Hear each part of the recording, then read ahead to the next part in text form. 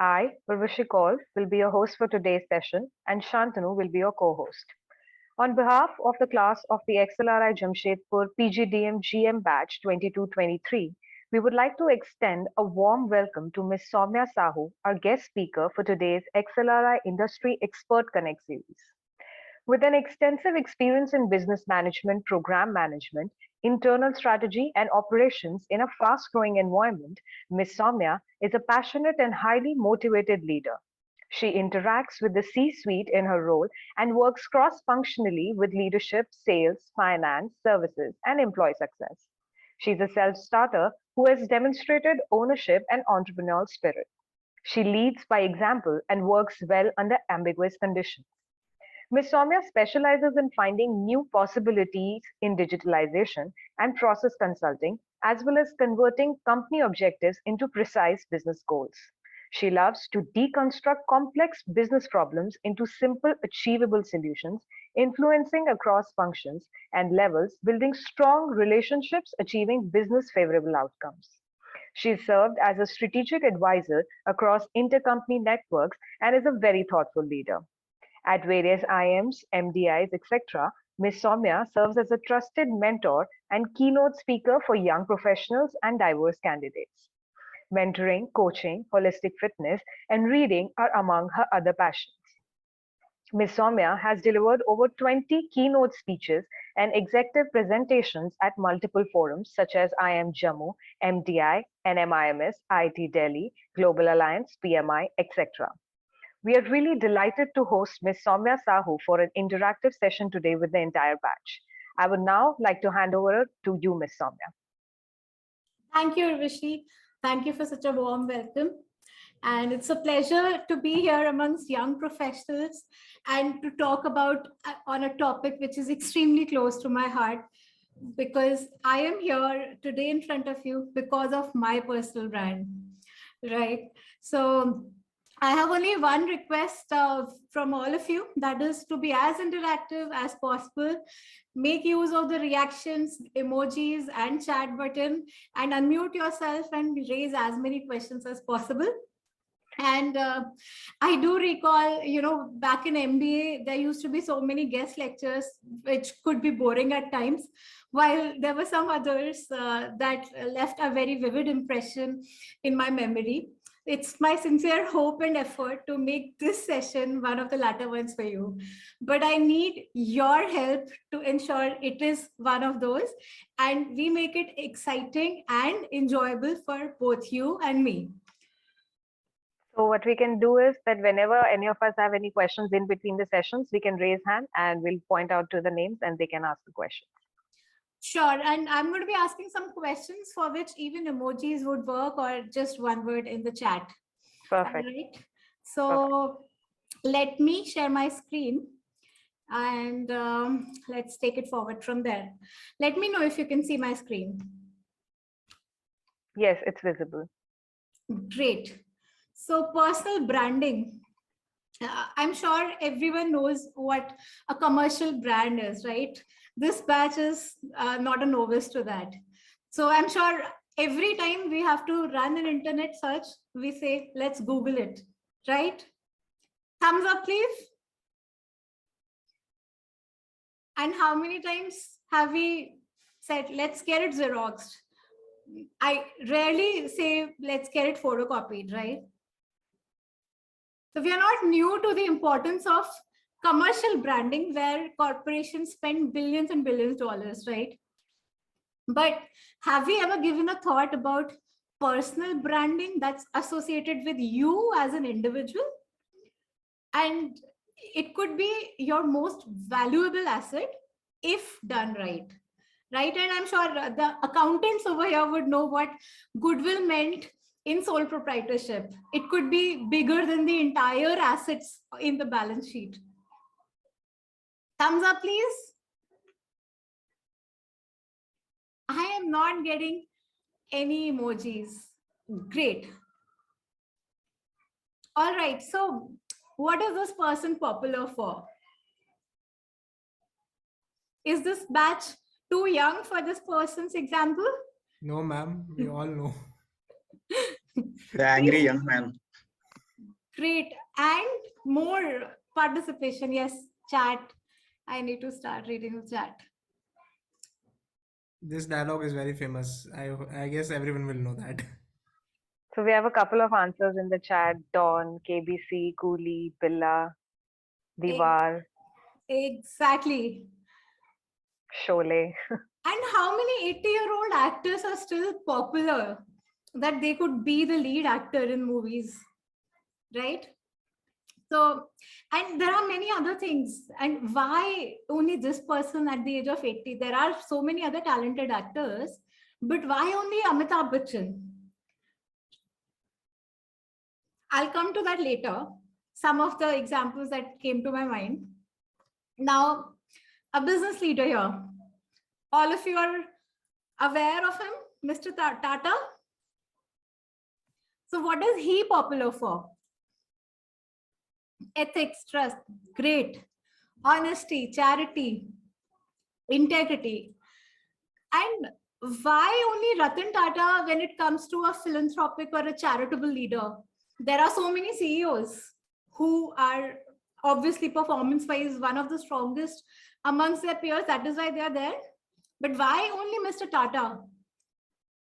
He has that charisma that, and he has that mass appeal that not many of the leaders don't have. So what is a personal brand? And why would an average Joe need one? These are celebrities. Why would an average Joe need one? I will cover these questions. So a personal brand is how would you want to be remembered as when you're not in the room? Not in the room is the key. What would people talk about your work? How would they describe what adjectives they would be using? And the kind of adjectives, the tone of adjectives, or how would people be behaving in front of you? That could still be different, but the kind of adjectives when you're not in the room and they would be using for you is the key here to the brand. Ratan Tata and you, I'm sure, never met, right? But still, we have charitable, ethics, philanthropy, down to earth, right? These words for him. Do we say that for Anand Mahindra as much? Probably not. Do we say that for Elon Musk as much? Definitely not, right? So each of us is actually defining our own personal brand every moment of our lives, every single moment. But when our actions are aligned with our intentions, that is when you can capitalize on your personal brand and make yourself as successful as you want to be. It will help you take the driving seat of your life, not only career, of your entire life. So components of personal brands. Now, it is not only work, it is not only grades, it is much beyond that, right? And you, all of you have work experience. I'm sure you would remember there would always be some colleague of us. We would say, you know, this person always gets promoted. He's growing so quickly. What is he doing differently that we are not? Our knowledge is similar. Our experience is similar, right? Do we say that or not? So what is it that is different? Now, in personal branding, there are some things called tangible brand elements. That is what you already have, which is a name, a profession, maybe, like a picture, gender, everything. Credibility, that is your XLRI brand. Maybe some of you are from Capgemini, some of you are CFAs, some of you have worked with other big brands like JP Morgan. Up to this credibility and tangible brand elements, all of you are at par. More or less, all of you are at par.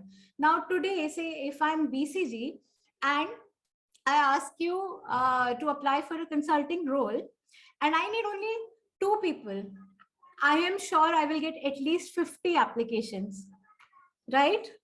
Thumbs up, please. Right? how would I choose those two people of mine? That would be basis the all of the above. And as we are getting closer to recruitment, we would be working on our strengths and skills. We would be exploring our strengths and skills, which we already have. But further to come closer to your personal brand would be our core values and our purpose. That is, how do you react when things go wrong? How do you, what do you find happiness in? Like, I always wanted to help others, but it was such a vague purpose, especially in corporate life, that I didn't know how. And I thought finance was my domain. I started my career with JP Morgan, but it never gave me happiness. I was successful for a short duration. Yes, it was 2 years. I was successful, but I was not happy. So it is beyond work, it is building presence. And all of you may not get all of this right away. It will take time. So why do I need a brand? That is, like I mentioned, your credibility and your certifications and the first few things are similar, more or less at the same time. And just imagine it's just the XLRI batch at the moment. When you go out in the world, all of these would be more or less similar. There are just so many people. How would you create your USP? That is by creating a personal brand. Consciously, subconsciously, you've already created that. But how would you explore it further? How would you capitalize on it? That there comes personal branding and a conscious alignment of your intentions with the actions. Now, building authentic relationships.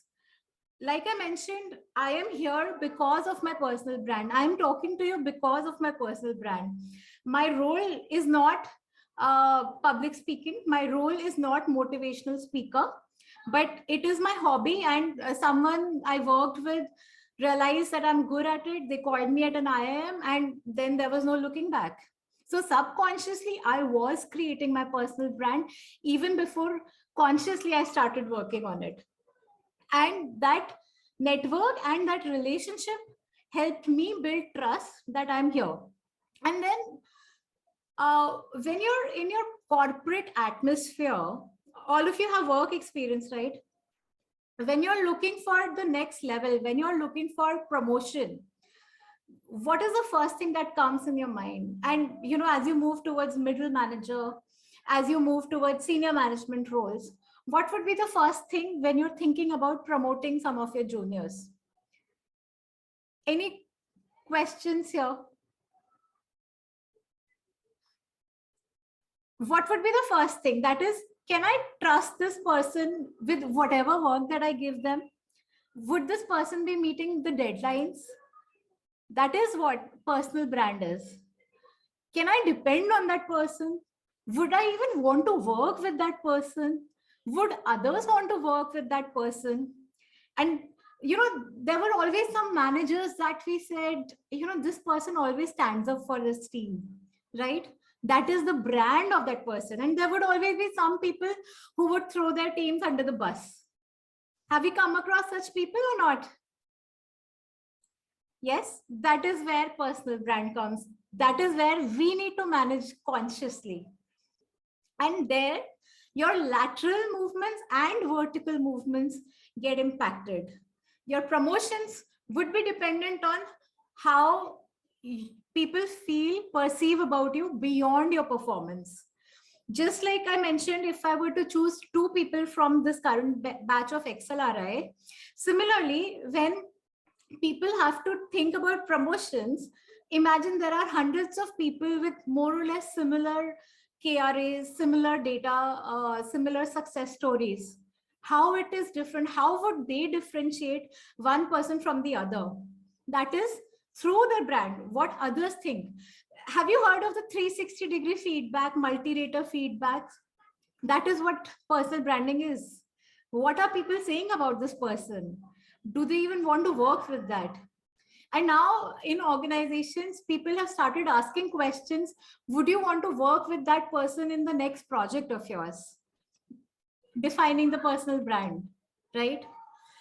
Excuse me. Personal brand increases one's influence to have significantly greater personal and professional impact. And this impact does not stay only in your professional life. Like right now, it is my hobby. I am exploring my hobbies, which is why I'm here. And in life also in general, your personal brand helps, like especially in Mumbai or a town like Mumbai, where even for house you need some references, and that's where the personal brand come in. So thereby your personal brand is going to create a lot of opportunities for you, and the thing called luck. Whoever believes in luck, that would be created by managing your personal brand very, very consciously.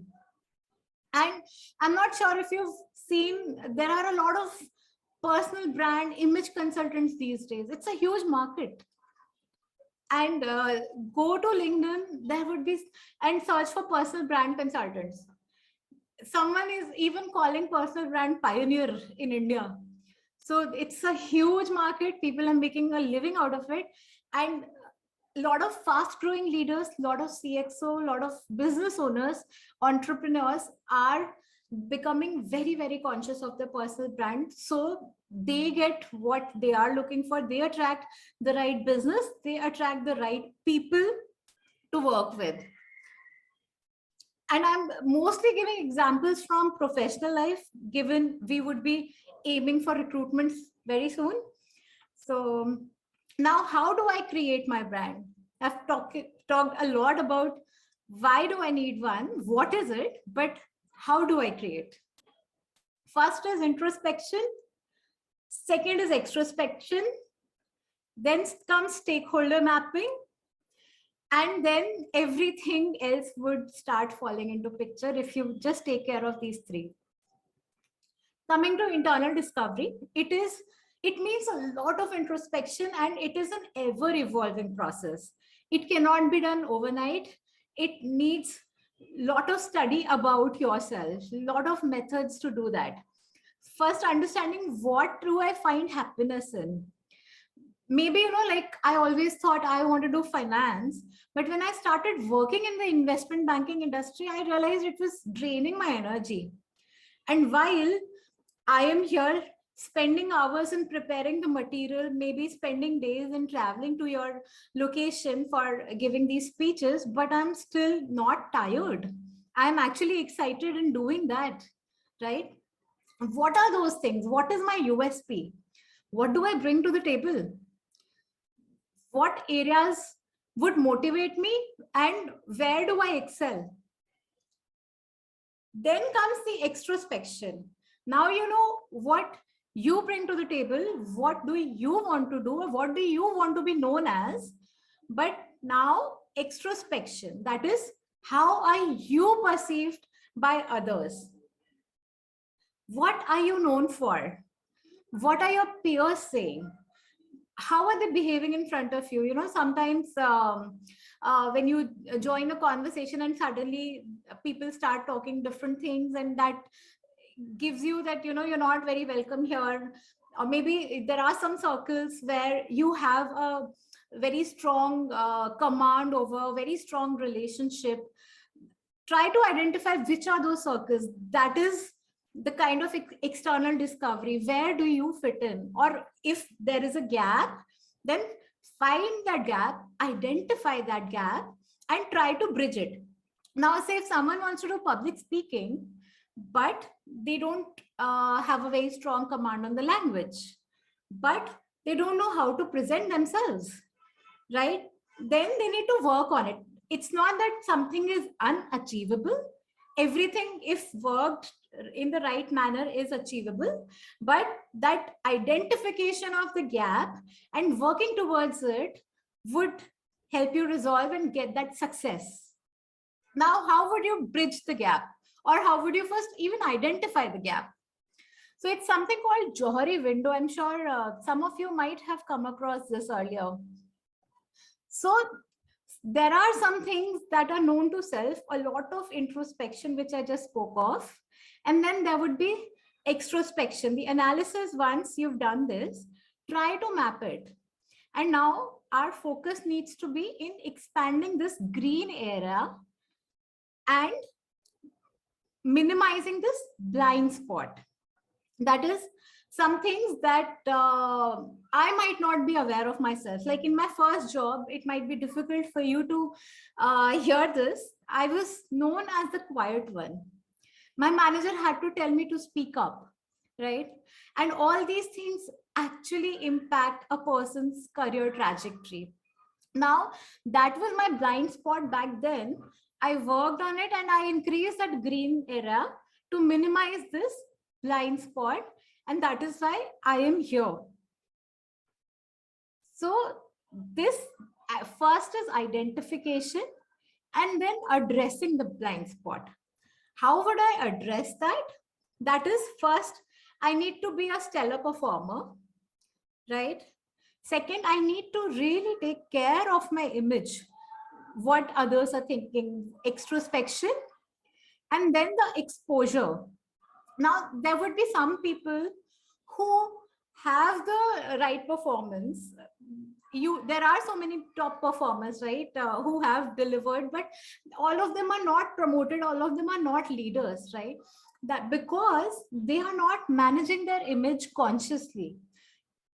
Someone has even managed their image consciously, that they are not in any scandals, but they are not exposing it to the right people. They are not exposing it at the right time, and they're not exposing the right things to the right people. And this extrospection, introspection, and finding the blind spot, it needs to be done. It's an evolutionary process, and it needs to be done for different settings. Every time you change a job, every time there's a promotion, every time you have a different set of stakeholders. All right. Any questions so far?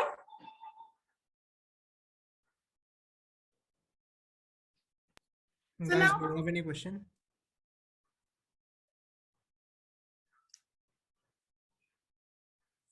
So Go ahead.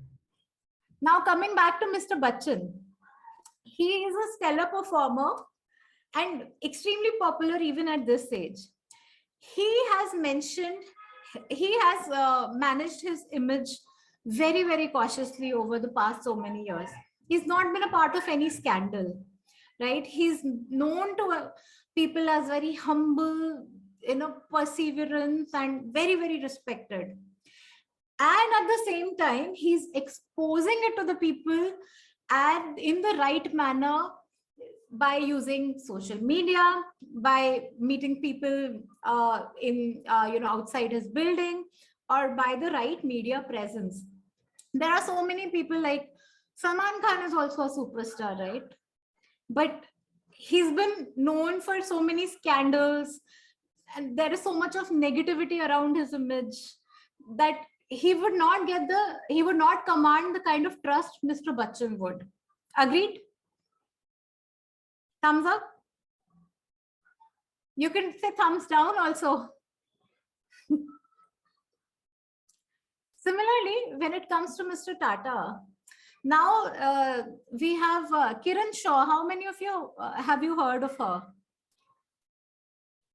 We've all heard of Kiran Shaw, right?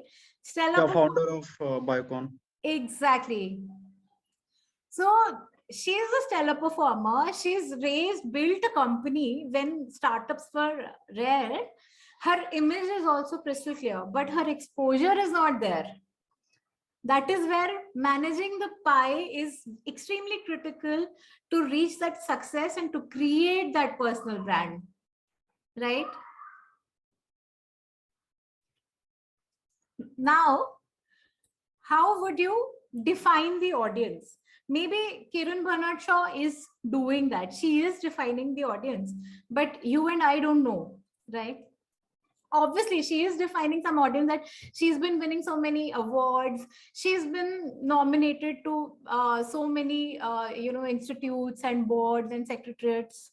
But you and I don't know. So map your stakeholders. And how would you do that? There would be some stakeholders which would have extreme interest in your career growth, and there would be some who may or may not have the power. So identifying the right stakeholders. Now, say a manager who you have good terms with. Everyone has had a good manager in their life, or some of you not. Okay, Ankit Rai, sorry, has not been that lucky.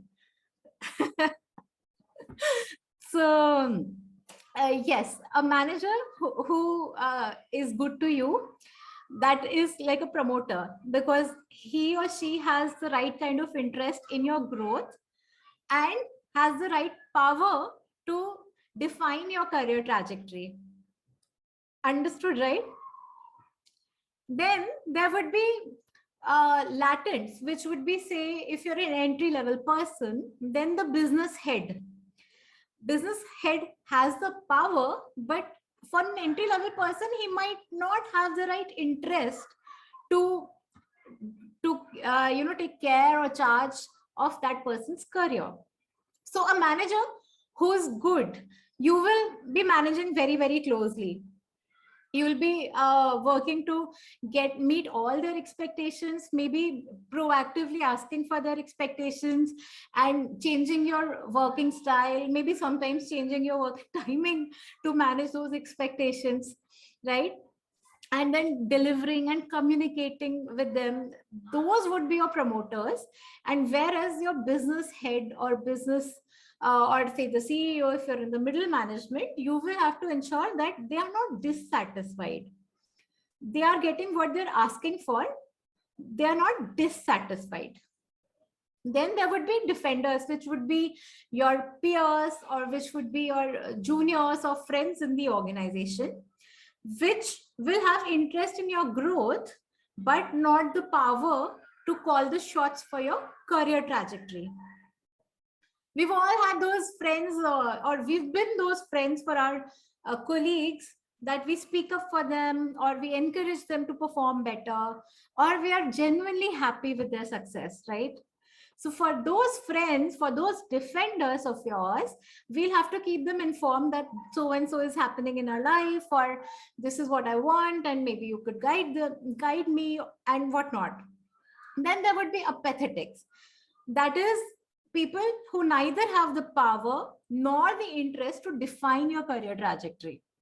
That is maybe a junior person. If you're a mid-level person, then an entry-level person will not have an interest in your success, nor would they have the power. But we will have to monitor what they are talking about, because that if that goes wrong, your upwards can go wrong.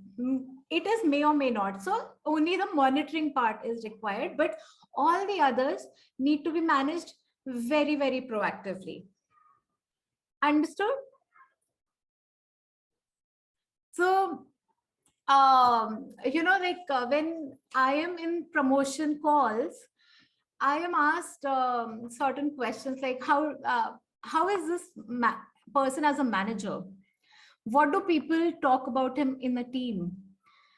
Are they happy, or does he take care of diversity? We have leadership surveys also, and that is open to all. And people have to judge their leaders on respective categories, and that defines the opportunities for them. And this mapping the audience would help you identify what to highlight to what set of audience. Now, if I were to have a one-on-one with my business unit head, I would not be getting into the details, but I would only be highlighting about my successes to that person. While if I'm getting with one-on-one with my promoter or a manager, I would also be asking them for some guidance. This is where my weakness is, and I would request for your guidance for me to grow better, to grow more, right? So mapping the audience is extremely critical. And once we've done that, then come making the presence felt. So we don't want to be known as the quiet one in the room. Because despite doing your best, despite putting your best efforts, especially if you're in an organization like JP Morgan, where I started, where the population of the company is more than population of the country, some of the smaller countries, right? There are just so many people. So until and unless you will make yourself visible to the right stakeholders in the right manner, you will not be heard or seen. So when I have to talk about promoting from, say, a pool of 500 people, I need to pick 2 people, or maybe I need to pick 50 people from 500. How would I do that? We're all humans at the end of the day.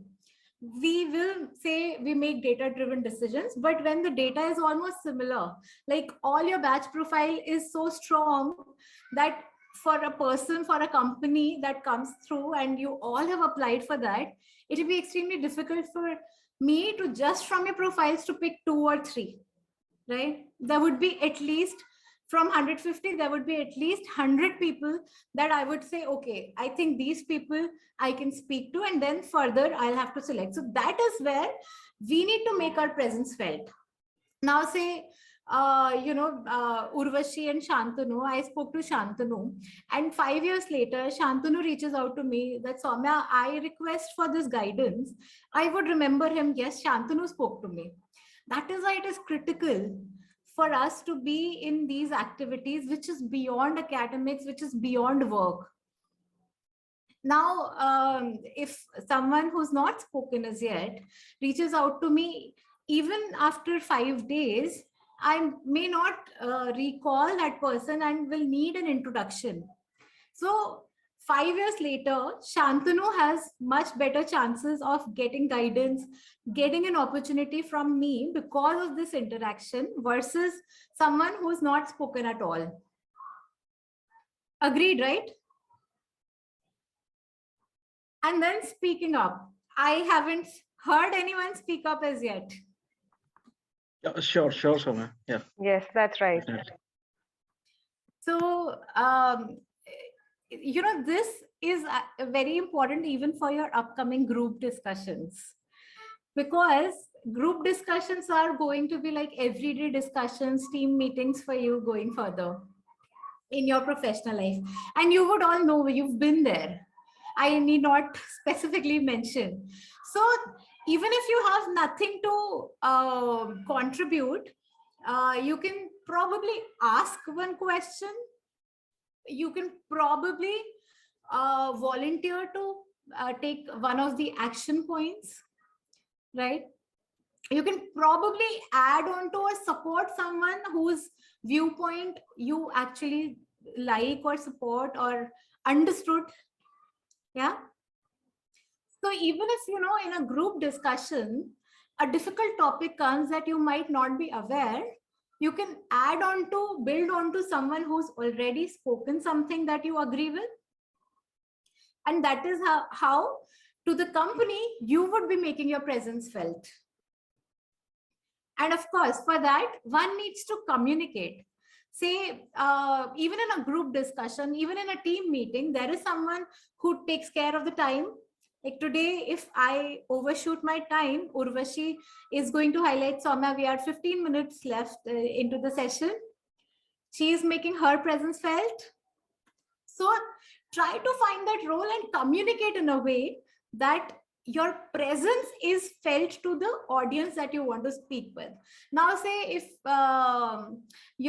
if there's a board meeting and you're the junior most member, you might not have very significant updates or point of views to share. But what you can do is probably you can ask questions. Sorry, it is not very clear. Maybe it is my first time.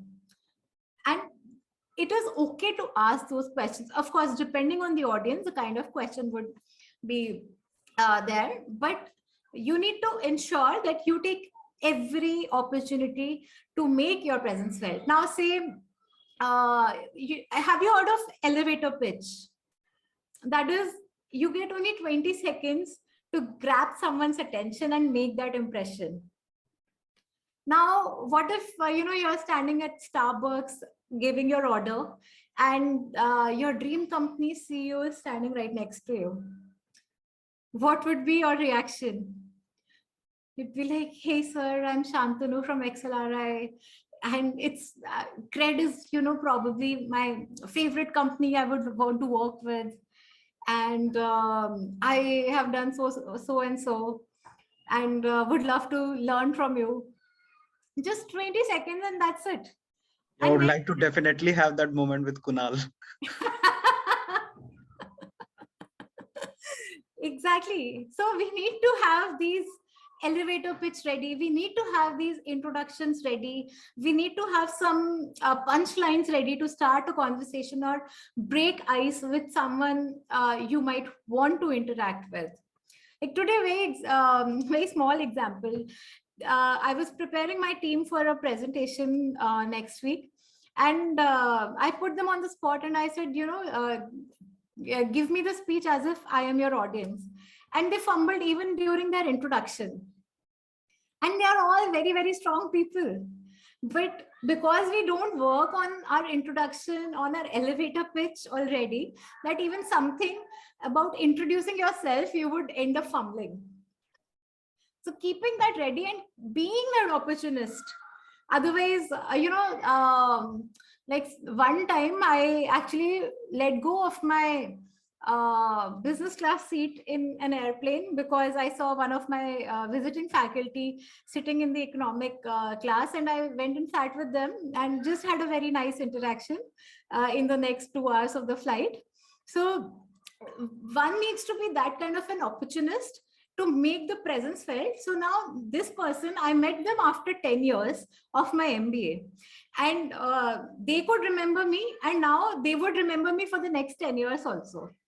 So if I reach out to them, sir, I am looking for a so-and-so opportunity, they might even consider me, or they might consider me from themselves. I am looking for a so-and-so role. I think this person would be better from the lot that they have. Agreed. Like, I'm sure when you're nearing your placement season, you would be thinking of, how do I reach out to my ex-boss? How do I reach out to so-and-so person? That is where becoming an opportunist and making your presence felt at the right channels and platforms comes into picture. And when I talk about the right channels, that is publishing white papers, creating content. Now on LinkedIn, everyone is a LinkedIn influencer, content creator, right? So I'm not saying one needs to start doing that, but start ensuring that we are participating in the right forums. We are probably attending the right conferences. Maybe we are a part of the right industry channels. And I'll share some more examples in the next slide. And like I talked about the firm building initiatives, that is where the cross-functional collaboration happens. In my introduction also, Urvashi mentioned I work cross-functionally, and it creates immense opportunities. I have retained multiple employees from different functions just because I have that cross-functional relationships. Similarly, just imagine I'm retaining those employees. So those employees, they have cross-functional relationships, they have better job opportunities, more job opportunities. Even when it comes to, changing the entire field, I was offering a business role to an HR person because I saw that in him. So it is very much possible, but you need to ensure you have the right presence at the right platforms. For that, one needs to have the right content. One needs to have the right knowledge. For that, one needs to continuously learn and read up. I think I've spoken a lot until now. Any questions or insights? Somya, there is actually one question in the chat, and I'll go ahead and read that one for you. That's by Devashish. So, how are corporate leaders facilitating their employees owning their personal brand? Is workplace culture malleable and able to evolve as its people evolve? That's a very great question, Devashish. Now, corporate leaders facilitating their employees, I would recommend that it should be the other way around, because personal brand is personal to me. I need to be the driver of my brand. I would not let it be driven by others. So, what corporate leaders can do is to give them that visibility, to give them that training, to give them those opportunities to work with those L&D leaders or corporate leaders who are focused on personal branding or who are aware of personal branding, because not a lot of people are aware at the moment. But mostly I would recommend it is a very personal thing. It should be individual driven, and we need to read up, we need to continue to evolve, and we need to ensure we are most up to date as things evolve. A very small example: when I started my career, we just needed to be good with Excel and Microsoft Word and the entire Microsoft suite. But today, all of you need to even learn a lot of visualizations, a lot of Power BI automations, low code, no code. I learned all of this on the job. So one needs to continuously evolve. Like, I am not a trained public speaker. I am evolving as a public speaker. So because I took the command, I took the driving seat of my career and my passion to drive my own personal image. Now, I'm sure some of you have even added me on LinkedIn. So you already have something, a brand created for me. I'm almost halfway through my session, right? Tell me 2-3 words that you would associate with me. And I'll tell you where those words are coming from and how to take that driver's seat of your career in your hands, or if you're of your personal. Expressive, good communicator, cross-functional, energy, Great. personal branding. Most of it is just in those 30 minutes. That is, every second of our interaction is creating a brand in your mind. Similarly, I am getting the brand image of Urvashi and Shantanu. You have created an image for me. And some of you who've gone through my profile, I think Urvashi did completely. They already have something even more about me in their minds, right? So if I had a very shoddy LinkedIn profile with no image, I'm sure, Shantanu and Shonu might not have even reached out to me for the session. If I had not even put that I have spoken at other IIMs or other MDIs, I'm sure XLRI would not have had that interest, because you guys have such a huge alumni base as well. So that is where personal branding comes in. I have another question. You spoke about exposure as a part of the pie. How would a person who's an introvert by nature find it difficult to leverage the points you mentioned? That's a very good question. And like I mentioned, in my first job at JP Morgan, I was told to speak up. I was the quiet one. So we might be introvert in some situations, but there would be some things which would give us that way to express ourselves. I was not born this expressive or this energetic or this cheerful. I worked on it. I consciously tried to align my actions with my intentions. So now, just a moment, please. So now Arvind has an intention to be more extrovert, to be more expressive. So Arvind would start creating those opportunities for himself, that probably he would like to talk to Shantanu more, or like to observe Shantanu more, that how is Shantanu dealing, or how is he being so expressive? Or maybe for Arvind, he might want to put himself in such a situation that he is the only one who has to speak up, right? Now, there would be so many situations at work that unless and until you speak up, nobody is going to speak up. And especially in promotions, especially in discussing hikes or creating roles, who is that sponsor for you and what is that sponsor building that? So creating those sponsors, creating that brand, again, your sponsor would be working on brand. If you have a great bad brand, if you're known to be a very short-tempered employee or a short-tempered manager who only screams at the team, I'm sure you would have very limited chances of growing, or it would be not as fast as someone who's more cheerful or expressive like Shantanu, right? So, and again, I'm not saying that introvert people are not successful. They are successful, and they know how to deal with it. And having that awareness is the first step towards the right direction. What I mentioned, introspection, the internal discovery, having that interaction, having that introspection is the first step. So I would like to know how to bridge the gap in communication and avoid miscommunication. That's a very interesting question, Gagan. Let me come back to you, this question after my presentation, because this would take time. And I think I'm already running behind schedule. Is that right, Urvashi? I think we've got time. No problem at all. Okay. All right. So let me quickly cover my presentation and I will definitely come back to it. It's my favorite topic.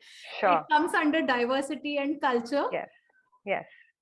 So yes, embrace networking in virtual life, in real life. Like I mentioned, your LinkedIn profile needs to be up to date and clear and complete.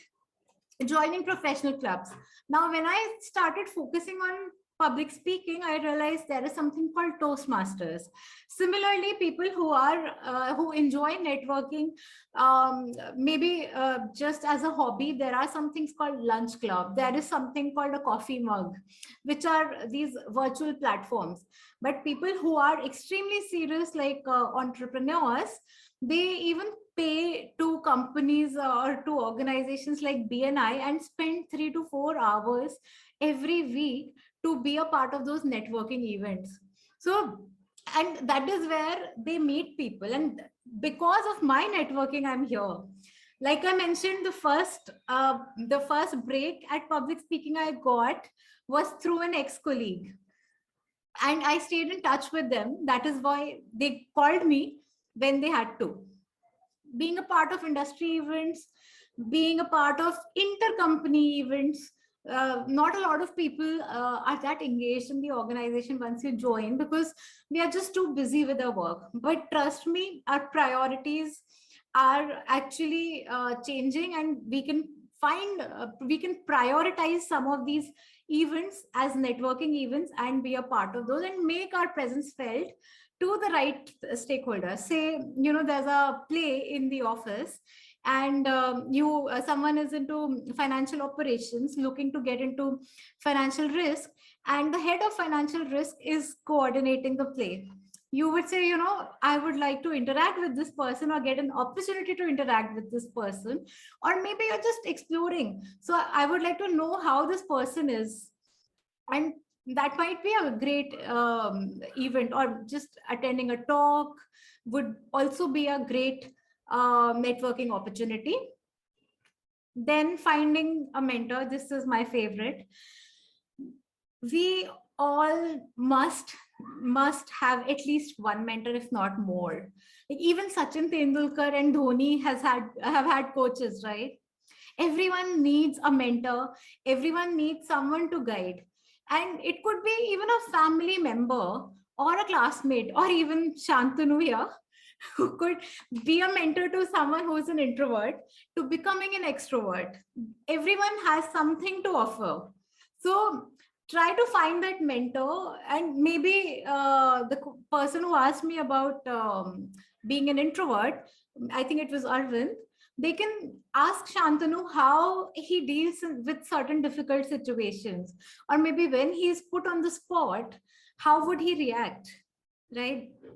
And again, it's not saying that Shantanu is better than Arvind. No, Arvind has different qualities, Shantanu has different qualities.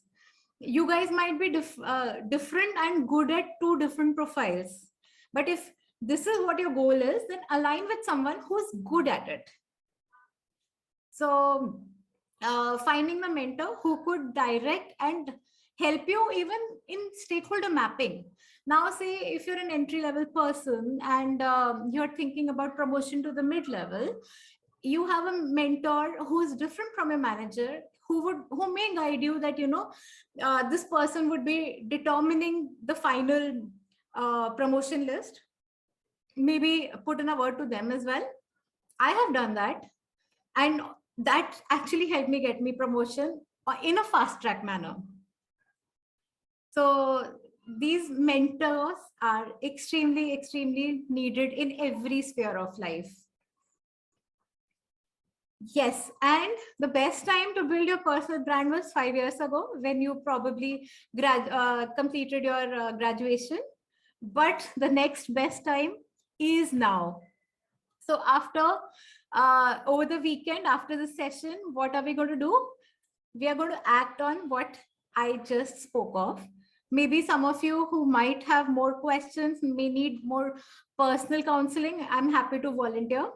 So introspect, work on your pie, find the right mentors, create networking opportunities for yourself. That might be by joining, I'm sure XLRI might have Toastmasters too, or for introvert people, joining Toastmasters is actually a very, very good idea, because nobody is left there who cannot speak. They have to speak up and be there in front of everyone. Their posture is evaluated, their vocabulary is evaluated in a very constructive, positive manner. So that's a very good way to at least try to put your point across in a better way. I'm not saying it would make one extrovert, but it would remove that hesitation from someone's mind to speak up and to be visible. And I've seen your batch profile, certifications and upskilling. You guys already know what to do there. And definitely continue to read up. Just never leave reading. Even if it's 5 pages a day, read up. It doesn't have to be a book. It could be a journal. It could be a newspaper article, like what is happening in the industry. So say today, I'm not an HR and I meet, say, EY HR head, I would probably start talking about what are your takes on moonlighting, because I have read there is something called moonlighting that the industry is working on, right? So that could be your icebreaker with someone you want to interact with or create a network with, right? So personal brand is my superpower. What is yours? All right, that's it from my side. I have one question to get back to. That is the culture and communication and miscommunication. So, and any other questions, please continue to type. I will keep taking them. And Urvashi and Shantanu, please check me on time. Just let me know 2 minutes before I need to hang up. Sure, we'll do that. So, Gagan, could you please put your camera on and say hi? Yeah, my camera is already on. Hi, Somya. Great. Yes, now Thanks I a can lot. see you. So, communication is a two-way process, like we all know, and especially in the virtual world, it's even more difficult. The reason why I asked you to put the camera on and say hi was so I could see you and we could communicate better. Now, if there is no opportunity for you to meet the person in real life, then having a phone call, having a video conversation would be ideal. And then sometimes there are things that might lead a different impression in someone's mind. So it's better to have calls or video calls instead of writing emails or sending text messages. And especially when there is a very critical conversation which involves feelings and not data, or which involves a heated discussion, or which has a potential of becoming a heated discussion, I would recommend getting onto a call and probably having a video call to talk about that. Secondly, like as you're already aware, Americans, Texans could come across as rude to Japanese, or maybe even some other Indian languages also. Like sometimes people like Bangla is a very sweet, it's a very sweet sounding language, while Punjabi sometimes may come across as rude to people who are not very well versed with Punjabi. So it's first I would recommend read up and try to give disclaimers. Whenever I am in such a situation, I give disclaimer, or if I say something that might sound inappropriate, or on a retrospective seconds later I find it inappropriate, I try to give disclaimers. Or sometimes what I would do is you can say, I know it was well intentioned, but I felt so. So I would recommend that we don't repeat this, or we do it in so and so way, right? So communicating about your feelings, communicate and asking them, giving them the opportunity to communicate and share with you would make it more plausible. But having the real life actual physical conversations is actually ideal. But in the absence of it, video calls. In the absence of it, you could say, give disclaimers, read up, and try to be as neutral as possible. And these days, we might have to interact with a lot of people. We might not even know their gender. So we should be extremely sensitive about how we are addressing, how they would want to be addressed as. Sometimes people write he, him, she, her, like the pronouns that they need to be associated with. So try to be aware, read up wherever possible, and make ourselves as global as possible. Yes, ma'am. But the question was avoiding the miscommunication. Because I'm asking this question because I've been outside India for a while, and while I was communicating to the local population, and that's a cosmopolitan. I was in UK actually, so I met many Japanese, I met many British, I met Chinese. So we really don't figure it out, like whether a person is Japanese or Chinese. So in those situations, or even a person from Indian origin could be a Britisher, and he has got total different way of communication. So how in those cases we can avoid such miscommunication? Should we like avoid few words we should avoid, or in such scenarios, ma'am, if you're aware, we know that this person might get offended by one of the things, it's fine, but what about in other instances where we're not very aware, like how they might respond? So under such scenarios, See, it is practically impossible for us to be aware all the time with everything that might be coming across our way. But however, having made that mistake, we could own up and take accountability and make the other person feel comfortable that we will not repeat it. Because honestly, like if I come across someone from a remote place, maybe from a remote African country, and I say something offensive to them unknowingly, I might not be aware of what might be offensive to them, right? So if I am reading their body language, if I'm reading their tone of conversation, I would take a corrective step and I would acknowledge that I made them feel uncomfortable and own up and say, I will make my behavior change. But otherwise, ask for feedback. We would get the feedback from a body language, or from proactively asking, because practically it's not possible for us to be aware of all the cultures all the time. yes, ma'am. But Somya, say, we Thank have you, a ma'am. Somya, we have a question from Sumit as well. yes, Sumit, you Sumit. can go ahead. Yeah, hi Somya. A very good evening. I hope I'm audible. Yes, Sumit, you are. Good evening to you too. Yeah, good evening. Thank you for such a wonderful presentation. It was quite engaging. Just wanted to have one question. So, like we were discussing on how to speak up and present yourself. Yeah. What if you are stuck somewhere, and what is your take? If you do, you have any personal icebreaker that you use most of the time if you meet some new person? Usually, sports and weather is one of the best icebreakers. But otherwise, like I mentioned, say if I'm meeting someone that I know about their profession, maybe about their organization, maybe about their educational background, I would probably start there.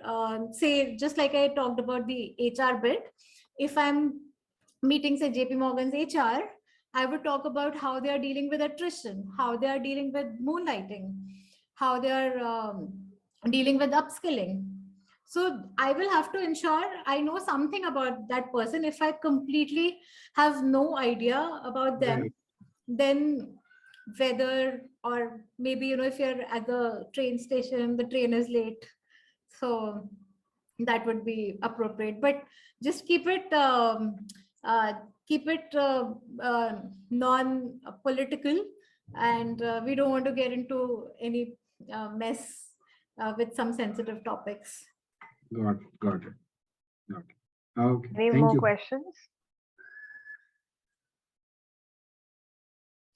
I would have expected more questions, but I have actually enjoyed interacting with the students. But if there are more questions, if there's any need for more one-on-one guidance, I'm not certified, but I do help people significantly.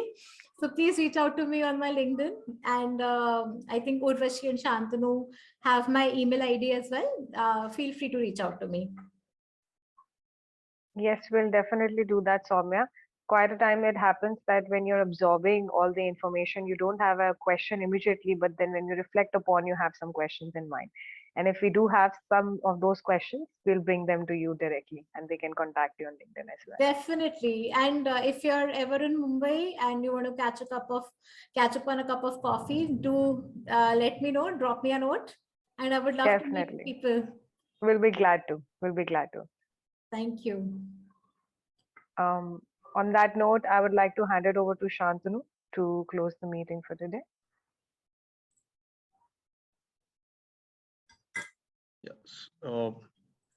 Good evening, everyone. Soumya, it was an absolute privilege to host you today on our Industry Expert Connect series, organized by the GST Committee of XLRI PGDM GM cohort of 2022-23. The PGDM LSCM cohort of 22-24 also extends their warm welcome to illuminate them with your esteemed views on personal branding and is sure to transform them into vibrant management professionals. The deep dive into creating a personal branding as a USP, how a young professional can pick up personal branding from his behavioral competencies and KRAs, new nuance of extrospection with a model of Johari window, the segmentation of audience, how to get your presence felt, how networking and mentoring takes your game to the next level, and the cues to act on with fathom depths of intuitiveness and ideas to stretch out of our comfort zones, I believe has surely left our strong and diverse batch mesmerized and curious. Today, Soumya's esteemed presentation is sure to leave the aspiring future managers curious and ponder on how to transform their persona and improve their own branding. The strong bequest of more than 20 years to provide best in world transformative supply chain solutions is the time-tested fact that how deeply the values of Dr. Subhas Makhija to bring in amazing talent who will delight our customers is the bearing torchlight that drives GEP's quest to deep and intellectual connection to personal branding. We are grateful to have your precedence today evening and look forward to a strong foundation and relationship between GEP World and the dynamic cohort of XLRI. Thank you so much. Thank you very much. Thank you, Shantanu. Appreciate the kind words. And I hope the Friday evening was not boring and you would remember this presentation years after passing out of MBA. You must have seen Somya. Everyone enjoyed it to the whole level. Thank you so much. Thank you, again. Soumya. Thank you, everyone. Have a great weekend. Same to And you. all Thank the you, best for everyone. your Thank you. Thank you, presentation. Thank Somya. you. Thank you so much. Thank you so much. You. Thank you, Somya. Bye-bye.